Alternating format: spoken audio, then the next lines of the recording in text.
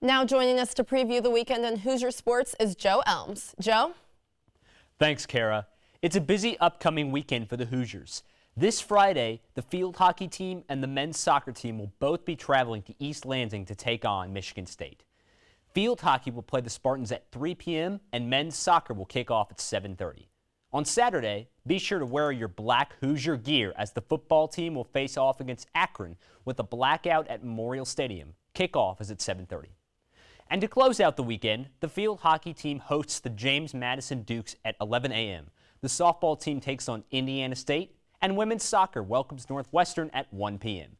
To finish out this Sunday, volleyball will face a stiff test in Madison against #1 Wisconsin at 2 p.m. That's all for this weekend in Hoosier Sports. Back to you guys. Joining us now in studio with the Candy Stripe Calendar Report is iOS TV sports reporter Joe Elms. Joe?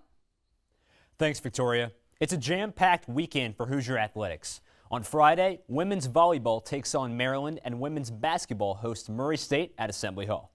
The action continues on Saturday, where men's swimming wraps up the Ohio State Invitational and the football team takes on Michigan State in the battle for the old brass spittoon. On Sunday, women's basketball takes on Lipscomb. Wrestling participates in the Keystone Classic. Women's volleyball welcomes #3 Wisconsin to town, and men's basketball takes on #5 UConn at Madison Square Garden in New York City. That's all for this weekend in Hoosier Sports. Back to you guys. So I want to kind of get into some team specifics, and Joe, I'm going to go to you first on this one. You get the Cincinnati Bengals. Joe Burrow, season-ending injury, a tore ligament in his wrist.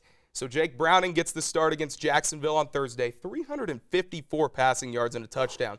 So I got to ask, without Joe Burrow, could Cincy still make the playoffs? I mean, hey, Jake Browning proved that he can go out there and he can play. He went up against what is a really good Jacksonville defense, and the stats, I don't know if they jump off the page in that game specifically, but he went out there and he put on a show, man. I was very impressed with the way he was playing. He made some really nice throws, and Cincy, to put it to you as best I can, Cincy is not out of this thing. They're not out of this thing, and I think they are more than capable of having a shot, making the playoffs, sneaking in into an uncertain back half of the AFC playoff picture as it stands right now. But I think they got a shot. I think they really do.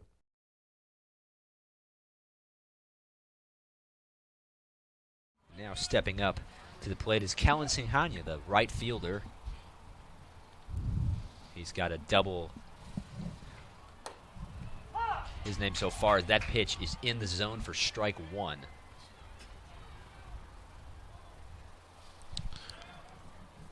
And Singhania 1 for 1 with a double and a walk so far.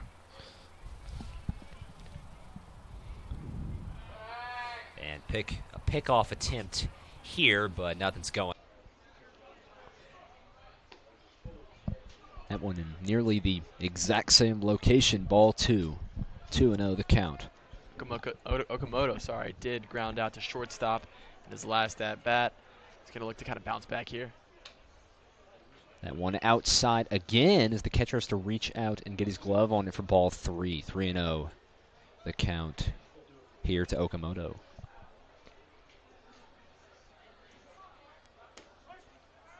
That one kind of falls into the center of the zone. Good pitch right there. Count moves to 3-1.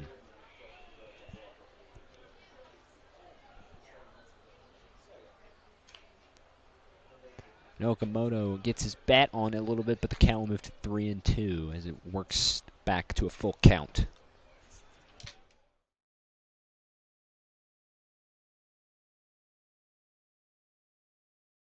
As here is Trey Howell for the Eagles. They're trying to get something going.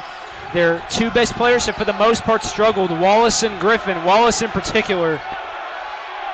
And Griffin now, he'll put up a little lob toward Wallace. Wallace missed, but he got his own rebound and he put it back up and in. Nice hustle play by Kason Wallace. A 3-point lead for the Eagles now. And here's Krieger putting a couple of moves on Howell. Ball almost got stolen. Krieger in the corner, 4-3 in the tie. It's good! Ty Krieger from downtown. Tie game! What a shot by Krieger. Jesuit just keeps coming. And Griffin working on Sure. Got a bit of an opening, and he lays it up and in. One of the easiest shots you're ever going to see. Split the defense nicely there. I mean, that was a really nice move by Rylan Griffin, the Alabama commit.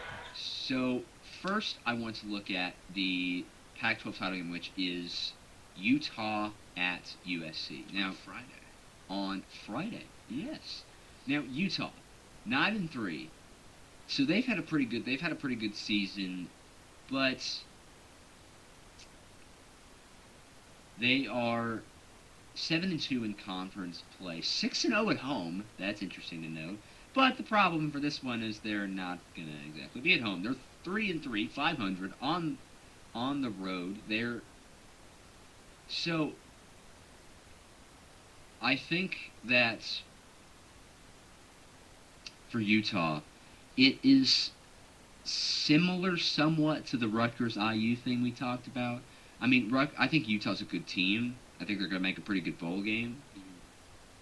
I don't think they're close. I don't really think they're on USC's level in terms of talent and skill and just overall, how good they are. I think USC's favored to win, and rightfully so.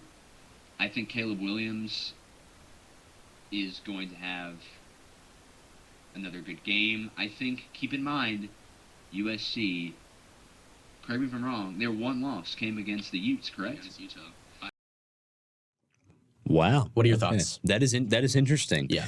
I agree that it's going to take, I think it's going to take Coach Sanders more than one season to kind of turn this team around and get them into being consistently like a national contender, Mm-hmm. I don't think it's going to be as lopsided as the spread indicates. Yeah, like you said. That's kind of crazy to me. 21 points. I don't think the Ducks are going to win by 21 points. Yeah. I think they're going to win because A, they're at home, which is a massive factor, and B, I think they're probably the better team. I think Colorado has a ton of talent. I'm not completely sure that they have all the chemistry kinks quite figured out yet. Mm-hmm. I think Oregon has that. But let's start with Georgia, the big dog. You want to go first for your Rose, or you want to do a Thorn here? I'll start with the Rose. Okay, you start with the Rose. I'll start with the Rose. So I think for Georgia, obviously this team is not what they were last year. I think the Rose is the play of tight end Brock Bowers. Yep. I think that's the Rose. He has been the best player on. I don't think Georgia's been the best team in the country. I know they've been ranked number 1 for the whole season so far, and I think as long as they don't lose, I think they're going to keep that spot. But Brock Bowers has been a tremendous help to new starting quarterback Carson Beck, and he's been the best. I think he's been the best tight end in the country. No questions asked.